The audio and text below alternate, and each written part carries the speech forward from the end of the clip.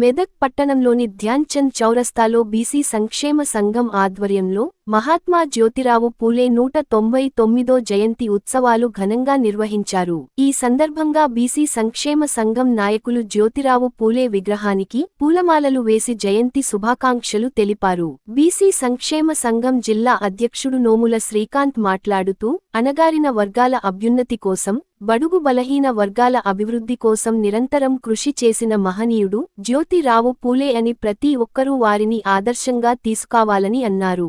ఈ కార్యక్రమంలో మండల నాయకులు తదితరులు పాల్గొన్నారు. మహాత్మా జ్యోతిరావు పూలే 199వ జయంతి సందర్భంగా మెదక్ జిల్లా ధ్యాన్ చంద్ చౌరస్తాలో వారికి ఘనంగా నివాళులు అర్పించడం జరిగింది. మరి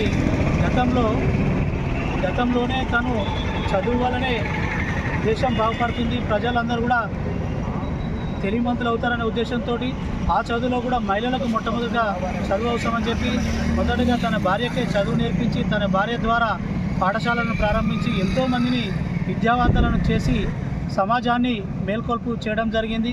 మరి వారి అడుగుజాడలలో ప్రతి ఒక్క నాయకుడు, బీసీలందరూ, బడుగు బలహీన వర్గాలందరూ కూడా ముందుకు వెళ్ళి ఆ విధంగా అందరికీ సమన్యాయం జరగాలని తన పోరాటాన్ని ఆశయస్ఫూర్తిని కొనసాగిస్తూ వారి ఆశయాలను నెరవేర్చాలని చెప్పి మేమందరం కూడా ఈ సందర్భంగా తెలియజేస్తూ జై పూలే.